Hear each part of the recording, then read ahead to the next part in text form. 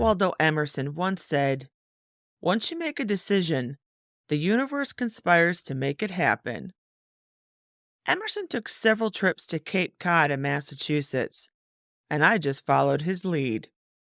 I am currently working on my third novel and plan for it to take place on Cape Cod, but I needed to do some first-hand research.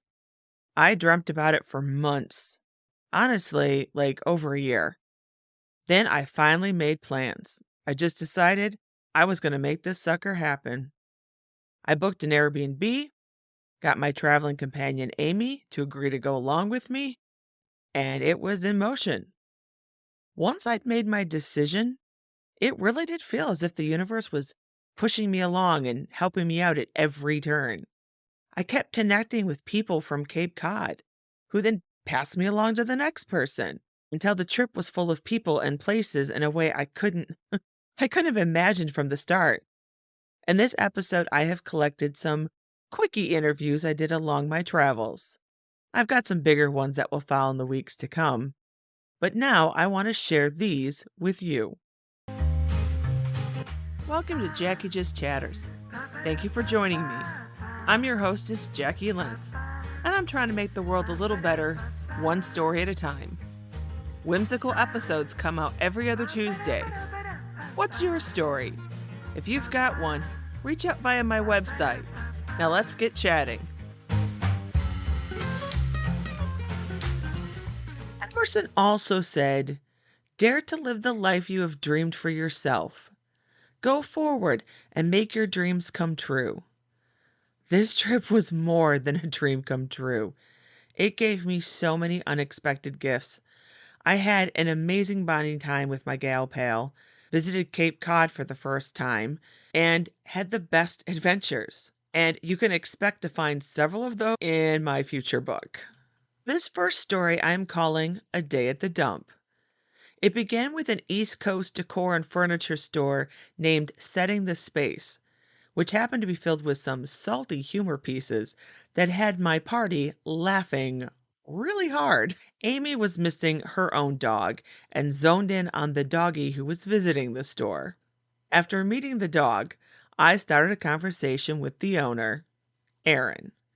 I quickly realized that she is one of those special people who light up a room, is quick to smile, and has a gigantic giving heart.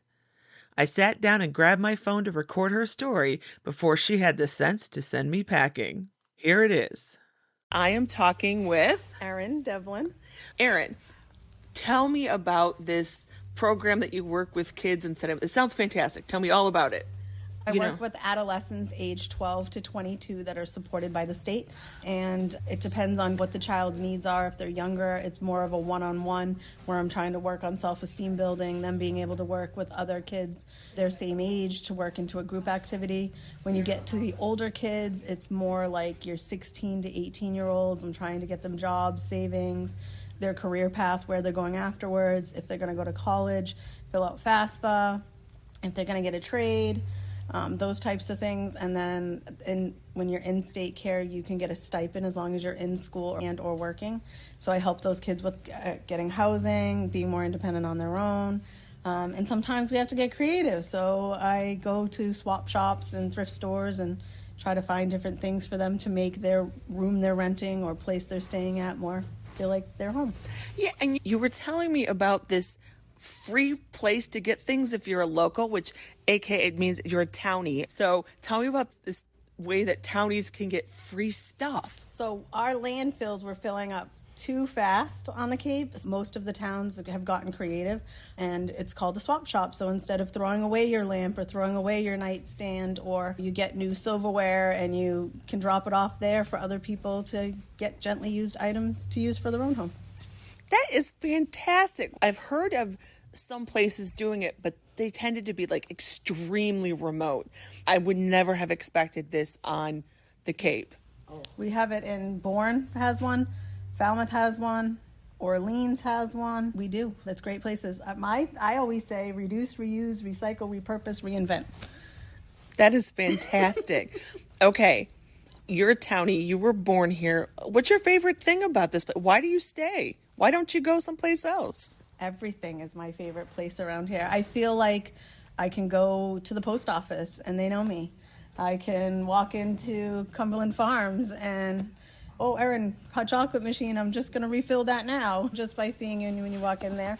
And you just make great friends along the way. What a great slice of Cape Cod life. Thank you so much. And we're a lot nicer than other Bostonian places. I don't know if you've noticed that. A lot nicer. The Cape is very different than, because Bostonians are known not to be very nice.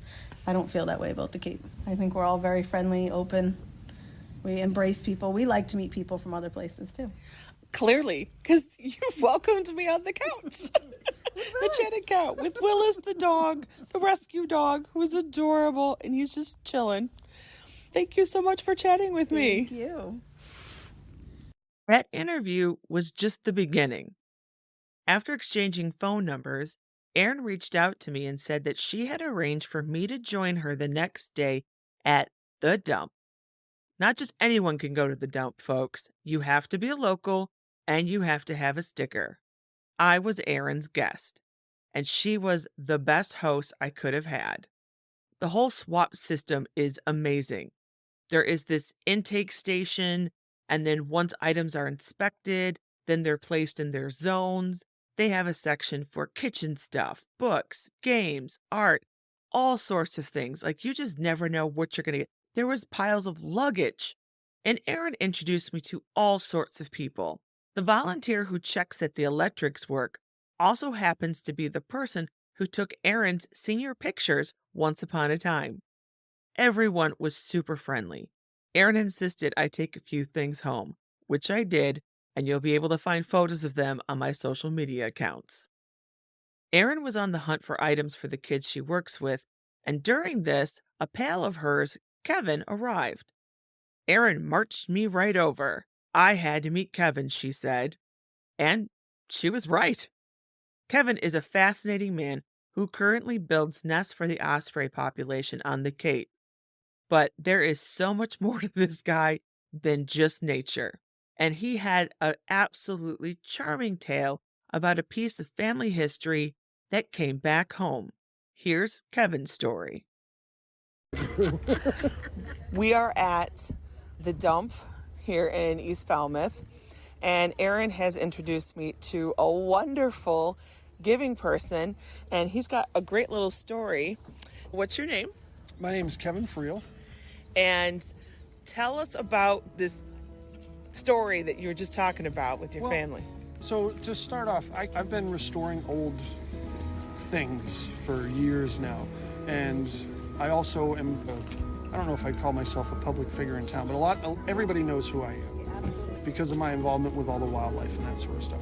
So somebody put two and two together and linked my name with an old chest that they had in their house, and it turns out that it was made by my great-great-grandfather for my great-grandmother when she was a little kid. Oh, how sweet. Yeah.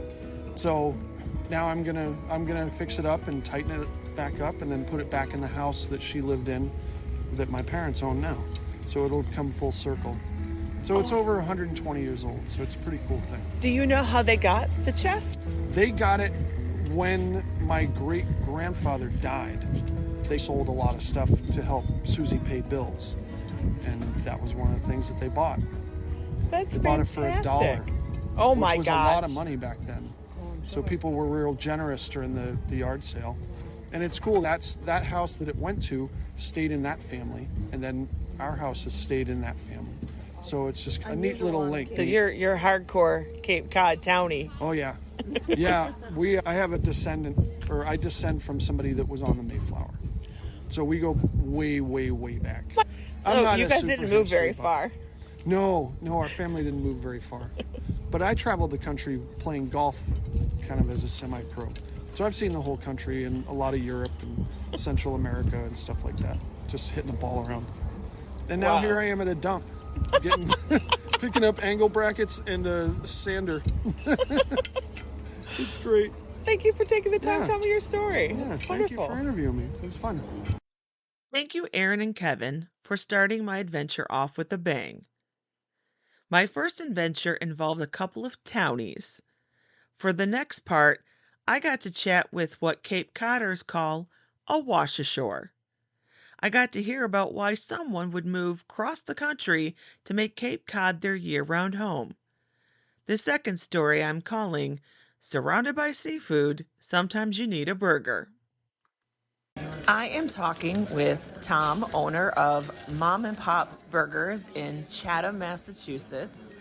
And he is not a townie. He moved here, and man, has he moved far away. Where do you come from originally? Meriden, Connecticut. How did you move out west? My prior career, I was in consulting, and I landed on an engagement based in South San Francisco. Had the opportunity to move from our New York office to San Francisco, and I thought it was a great opportunity. Okay, so you went from San Francisco to literally the other side of the country. As far as you can get, yeah. How did that happen? I met my wife in San Francisco, and we had our son out there, and we were going to have to move out of the city. It was just very expensive, and I thought with a new son, my wife and I had both lived in cities for a long time. I thought it'd be nice to, and my parents, who are older, lived in Connecticut still, and thought they have a small place in Chatham, and thought if we threw our stuff into storage for a few months, I could work remotely out of Chatham, be near my parents. It'd be a nice kind of a way to get acclimated to being new parents. Then you left that career to open up a restaurant. Yeah. What brought that about?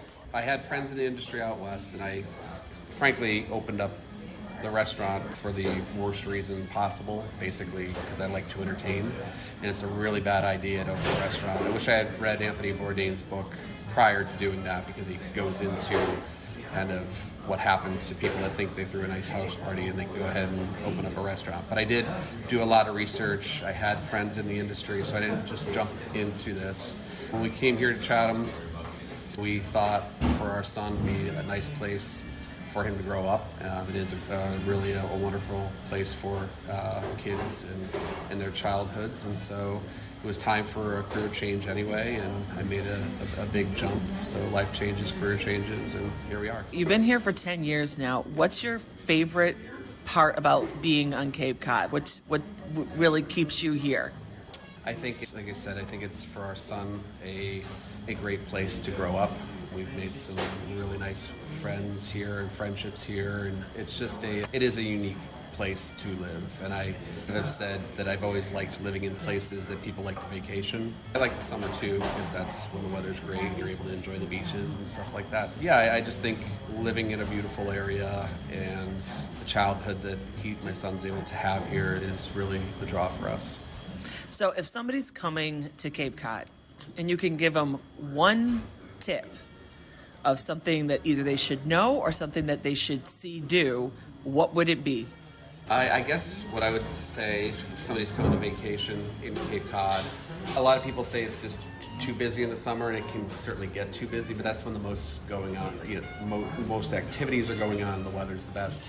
So I actually love it here in the summer. Get out to the beaches, which is what a lot of people do anyway. Try to visit, get around to all the towns if possible. I think they all have something unique to offer for all people coming out here. Yeah, just explore and maybe try to get off some of the beaten paths, do the hikes that you can do in some of these towns, do some walks. Thank you, Tom, for fitting me in between orders. Even in the off season, this place was like never quiet. That would be because the food is well worth a stop. They make a seriously awesome burger. If you are in the Chatham area of Cape Cod, I absolutely recommend visiting, and you can find all the links in the episode notes. I hope you are enjoying this episode of Jacqui Just Chatters. I would like more people to join our community here, and you can help. Most people learn about podcasts from word of mouth, so tell your friends or post about the program on your social media. Also, shows with more positive reviews and 5-star ratings get wider promotion on apps. Leaving a quick 5 stars or mentioning why you like the show makes a difference. Together we can spread those positive vibes. Thanks again for listening. I'm grateful for you. Now back to the show. The last part of this episode is titled Scone Wars. Rick and Tom, the owners of the Captain David Kelly House B&B, are Cape Cod treasures. First, they agreed to allow me to visit them and their stunning home to do a little research on what a real sea captain's home turned B&B was like, since I plan to have this in my book. But then they entertained me and Amy with fresh scones and then tales of their scone wars. You gotta listen to this one. In the first year or two we were here, we changed up the baked good every day. So in the beginning, one day might be a muffin, the next day may be a scone, the next day may be bread, a fancy bread. And then one day I did something different in the delivery of the scone, which he's going to tell you about. And it was impromptu, and it took off from there. Go ahead. Go ahead, Rick. So we were naturally competitive about whose scones were better, even before we bought the inn. It's a thing that went back. And my scones are always triangular, Tom's are always round. And so we would try to get the guests to vote for whose scone is better. And sometimes I would actually tell them I've already filled out the ballots, and I put Rick's name down on all of them. And I waited at least 2 minutes, and then I crossed off his name and wrote my name. Be careful with your coffee there. And I said, that kind of voting works in Florida. Why shouldn't it work here? Wow. So as far as the costumed musical delivery of the scone, it happened slowly. One day Tom decided when he was going to deliver his scone to make it special, and he put on a paper crown that we happened to have, and like a Burger King crown, and a red tablecloth as a cape with a safety pin, and put on a classical piece of music really loud so everybody was like, Gloria in excelsis Deo. had everybody's attention. wow. And it was a Sunday. With white gloves and white people. And I knelt to present them like the gift of the Magi. Mm-hmm. And so... And some guests have called them scrumptious. Yet other guests have called them scone-trolescent. So I was mortified because I wasn't prepared to do any kind of a costumed delivery the next day. We were alternating days on scone delivery. The guests went crazy. They loved it. Oh, yeah. It was So an they say to him, unexpected what are surprise. you going to be tomorrow? And I'm like, oh, you're going to have to wait till tomorrow. And then I was in the kitchen like, oh my God, I don't know what I'm going to do. And so I just got this idea, this brainstorm, that I would just be the Scone Ranger. And so I went to the joke shop in Hyannis, and I got a little children's Lone Ranger mask, tiny hat, bandana, cap gun, holster, and played the theme to the Lone Ranger really loud, and they were expecting something to happen. Oh my God. I was Tom Toe Yep. I gave them with one feather. So it And began... you know the theme to the Lone Ranger? Dun, dun, dun, Yeah. dun. So I had 2 pieces of Tupperware standing there as Tom Toe going to accent the hoofs of silver, high-o silver. And so that blew him away, going out as the Scone Ranger, high-o silver, and galloping around the porch in cowboy boots. And, Oh my yeah. Now, do you bring out this delivery every morning, every other morning So now? it's become a thing Every where morning, we've if there's developed guests. 30 different costume deliveries. And we Oh call my them gosh. personas. They're called our personas. Well, Oh my- these guests that were with us for multiple days, first they got the king, then they got the Scone Scone Ranger. Ranger. And they said, what are you going to do the next day? And I said, oh, what have we started? So I went into the closet, and I put on these high black rubber boots, and khaki shorts, and a canteen, and a leather coat, and a pith helmet, and a stethoscope, and a Bible with a British flag over my shoulder. Oh Now, what's crazy is we had all that in the closet, Yes. and I was Dr. Livingstone. From the deepest, darkest, deepest heart of Africa with an ancient cannibal scone recipe. All right. And I would put a bowl on the table and say, if you find any bone fragments, put them in the bowl. And when they looked in the bowl, there was a little white plastic skeleton about like this in the bowl. And that's how it started. Oh my you gosh. guys enjoyed as much as the best, if not more. It's become like the thing that has kept us going for 15 years because it's the fun part of it. Making people laugh every morning just like charges us up. And the more we do it and the people here for an extended stay, they can't wait till the next day. They come down with their phones ready for the next time. They can film us. And I have a milk can out here that I bring in from the porch. And I say, this is number 100. We bought 100 milk cans from a farm that had been bought, and the land was being converted to a residential neighborhood. and 99 of the milk cans are buried in the backyard, full of Rick scones. We are considered a toxic waste site by the feds. Oh, you two are a riot. And we have an assortment of ways of slamming each other. We slam each I will other's come out scones, dressed yeah. as a doctor and say an announcement that I'm not a doctor, but I played one on television once. And I'm here to take your vitals before you have Tom scones and after. If anybody's feeling discomfort, nauseous, any broken teeth. I slam his, he slams mine. So it's become like a timed production every morning. It's the second course of breakfast. Have to cue up the music back there and be ready in a costume that we can put on and take off quickly, and come up with some choreography and some either real singing or lip syncing, depends. If it's a female character, then I'll lip sync, like Britney Scones. The bitch is back. Oh my gosh, that's a riot. Yeah, the characters always start. It's like improv, and some of them go better than others, but we always have fun doing it. If it's a flop, we'll make fun of the fact that we obviously have nothing else to say, and this isn't going well, so we're going to leave now. We have the Flint scones. Oh my gosh. Oh, wow. I'd love to see that costume. Yeah. And I'm Wilma. We have Frank Sconatra. Yeah. And we have... We don't want to give them all away. Pelvis Sconley. They're all over the internet now. Oh, I mean, yeah. Oscar Powers. Powers. Oh, that's And awesome. that's probably my most fun one to do. That is a because fun one. we do all the 60s dances, and he's in drag as one of my fembots. Oh my gosh, that's fabulous. Yeah. The scone story is better than I could have expected. So now when we deliver the scone, if it's our turn, the other one gets to be a supporting actor or actress. Yeah. Where it used to be just, if it was my scone, it was just me, and he'd watch with his arms folded, rolling his Like eyes. for Britney Scones, I'm security. I have Become a hat that security. says security and aviator glasses. Telling people not to touch Britney.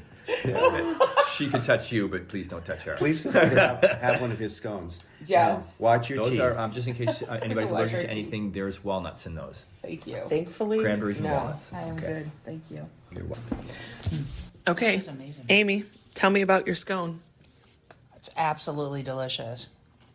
I have to agree. It is warm Yeah. and little crunchy, and I believe these are cranberries.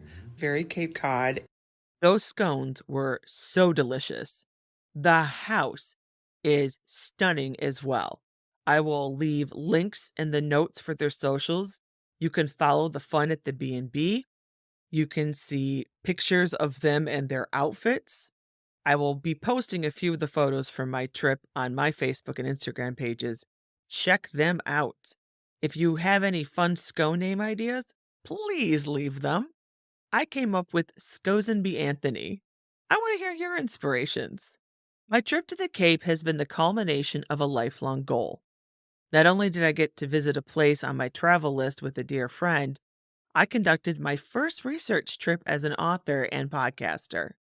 Thankfully, the locations in my first 2 novels were ones I had already visited. In case you are wondering what is the latest on my writer's journey, well, let me update you.